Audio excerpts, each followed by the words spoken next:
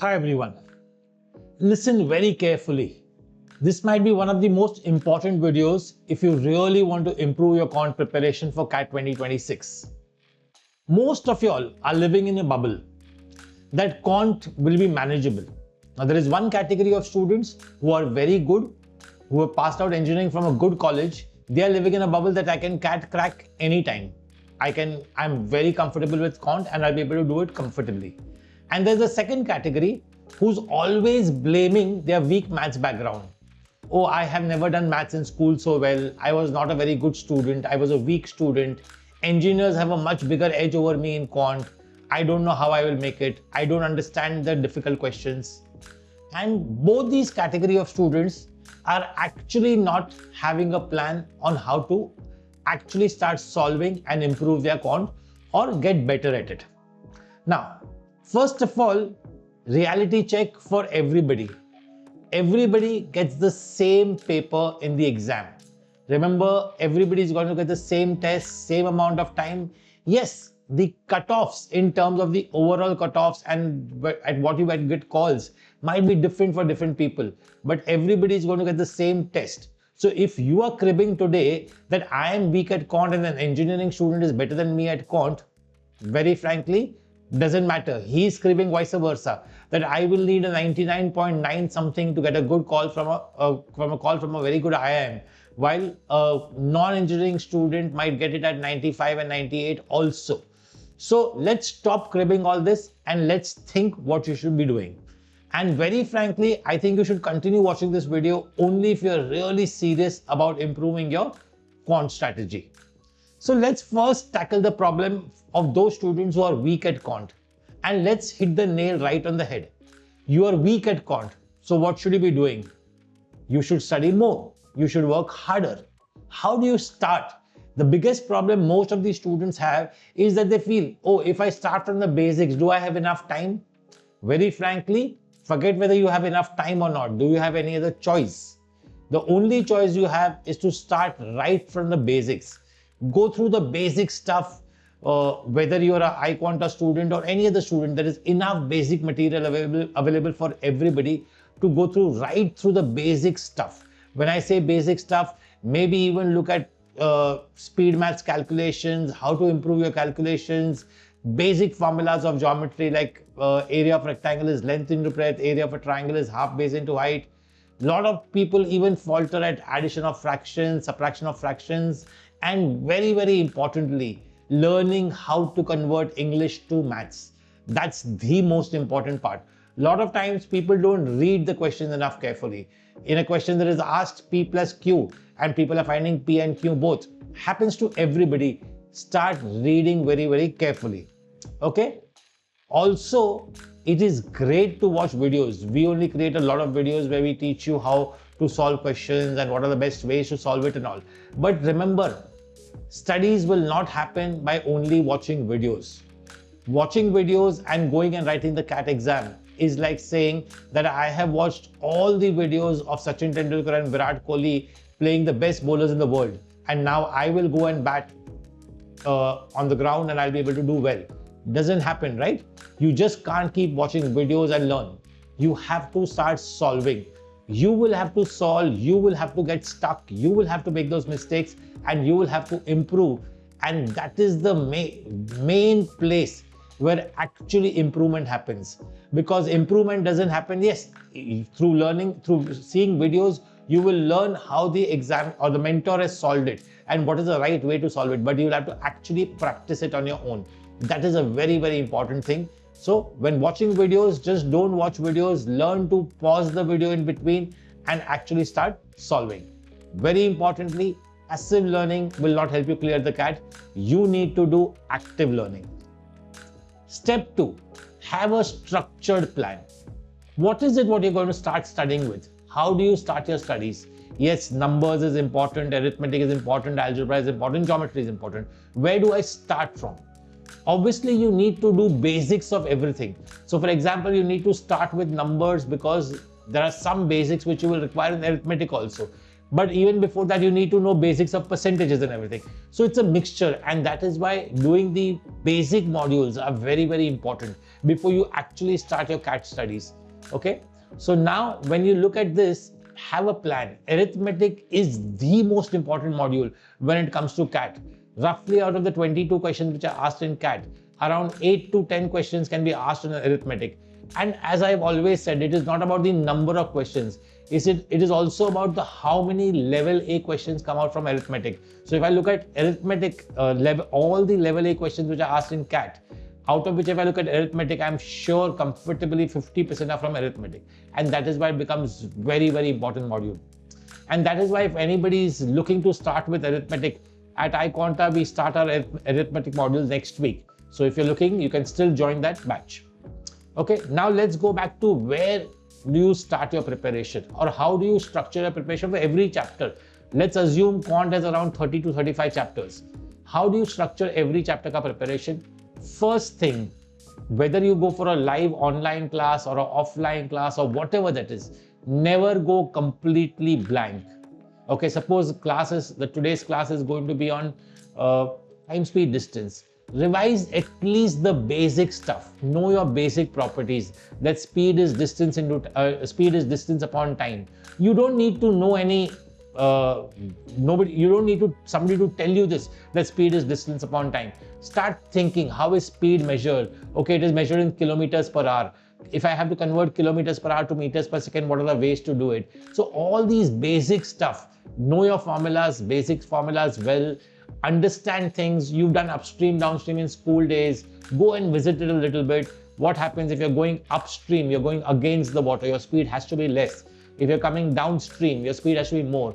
Know the basic stuff, what I call as pre-class preparation. Every class, if you spend half an hour to 45 minutes revising some concepts of that chapter before you actually get into class, I'm sure you'll benefit a lot. Now within class, as I said, whether it's a live online class, offline class, whatever that is, within class, understand how the mentor is approaching the problem. Don't just keep saying that, oh sir, I will never be able to think like this the way you are thinking. Ask him, how is he thinking that way? What are the ways he's looking out for? And learn to read the questions carefully. It is okay if, say, 100 things are taught in class and you were able to grasp only 80 during the live class. It is okay. Learn those concepts well, understand those concepts well, because in class, the next level concepts will be taken. Post class, try and watch a recording of the class. If you're in an offline class, go back to your material, have a look at it, try to solve it immediately on the same day or latest by the next day, so that you are kind of aware what was taught in class, you remember. Otherwise, if you do it after 1 week or something, you will always forget what was discussed in class. So hence, post class, always revise through a recorded lecture. If you're an online student, through a recorded lecture, so that it becomes easy for you to understand whatever you had missed out. Were there any concepts which you missed out and you were not understanding? Now you will be able to revise them. Now comes a very, very important part of your preparation, the post-class part. You watched the pre-class videos, you watched the class again, you've revised everything. Now what? Now you need to start practicing questions. More the questions you solve, the better you get. Your practice exercises, your application classes will really help you do all these things. And once you are ready with all this stuff, when do you stop? Because you just can't keep solving for a month and one chapter for a month. You need to move on quickly. Well, whenever you feel that you're able to tackle level A and level B questions of that topic, it is time to move on. Never struggle behind level C questions. Because what happens when you struggle behind level C questions is that, first of all, those type of questions rarely appear in CAT. Even if they appear in CAT, you're supposed to not actually solve them in CAT, because CAT does not reward you for solving difficult questions. It gives you the same marks for a level A question and same marks for level C question. So your job is more or less to actually leave the level C questions and attempt the level A questions. And hence, as I always say, please do not get into that ego of solving difficult questions. And if you feel that you are ready with level A and B questions, move ahead. So as I said, now let's look at what your preparation strategy for the whole CAT syllabus could be. Little bit of numbers initially, know your HCF, LCM, numbers, what are rational numbers, what are irrational numbers, a little bit of surds and indices, all those stuff. Then comes a very important part, which is arithmetic. Yes, suppose that in between that somewhere you'll also have to look at simultaneous equation, quadratic equation, because you need to know how to solve those stuff, right? You need to know how to solve a question using a simultaneous equation, how to solve a quadratic equation, because in a chapter of profit and loss also I can create a question with quadratic equations.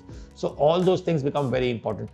So arithmetic becomes a very, very important part of your syllabus. As I said, close to 40-45% of the paper can be arithmetic at some times. Then there is the next important topic. It becomes definitely algebra. Knowing simultaneous, quadratic, functions, maxima, minima, all that becomes very important. In terms of weightage, the next important topic will be geometry. Now, geometry is one area, which students either love or they hate. Start loving it. You don't have a choice. Okay, don't listen to people saying, okay, you can leave geometry and still do well in CAT and all that. What happens on the day of the CAT if suddenly you feel geometry is easy, or day of the CAT geometry is very easy and the other areas are difficult? You need to attempt that.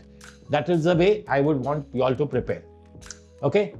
One more thing, I have always noticed students waiting to be spoon-fed for everything. Oh, I don't know this because this hasn't been touched up in class. So I remember in a couple of days back, I was discussing a class of numbers and something I just said that this is in arithmetic progression. And there were so many students saying that they don't know what arithmetic progression is. Well, that's a sad situation. You need to know. You need to know basics. You need to know 2, 4, 6, 8, 10, 12. These are even numbers and they are also in arithmetic progression, right? Same way, if you're doing some algebra question and you are suddenly asked in between what is the area of a rectangle, you can't say, okay, I haven't touched geometry and hence I don't know area of rectangle. These are base. Yes, you can say I don't know Apollonius theorem. I can understand that because I haven't touched geometry. But you need to know Pythagoras theorem. You need to know area of rectangle, area of triangle, at least all the basic stuff. What is the equilateral triangle? What's a scalene triangle? So remember, your basic stuff is actually preparation which you do on your own. So instead of wasting time on all your Instagram reels and all, I would rather that you prepare all these basic stuffs. Okay, so please don't give basic excuses. There is enough material available, whether you're an iQuanta student on our portal or in general on YouTube, enough material available of maths to do the basic stuff easily. Okay, now let's go to the next, let's address the next elephant in the room: shortcuts and fancy tricks. So many people want to learn questions only through shortcuts and fancy tricks. Okay, I have known a lot of friends of mine, a lot of colleagues of mine who can solve questions like this by fancy tricks and shortcuts. But most of them are those brilliant people who know the long method also inside out. And remember, 70 to 80% time, the shortcut is nothing but a couple of steps skipped from the long method and made into a shortcut. So please learn before you go for the shortcuts or the fancy tricks. Always learn the regular long method well. Yes, you need to know topics like allegations, remainders, which are not topics which you did in school and college. These are allegations, these are genuine shortcut that you need to understand, right? But not other things. I always believe that other things, the shortcuts will come at a later stage. In the initial part of your preparation, it is going to be more about the conceptual method of questions and not so much about the shortcuts. So please do not get carried away looking at these shortcuts and say, okay, I'll do only through shortcuts. Doesn't work. Let's now look at the second category of student. I'm an engineer from a top engineering college. Either I went to a VJTI in Mumbai, or I went to some good university in Delhi University and so on, or I am from one of the IITs and so on. Right? Most of these students feel what? I am very good at quant.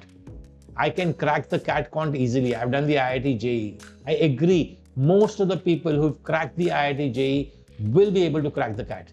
But please remember that you're preparing for a test which has got relative marking.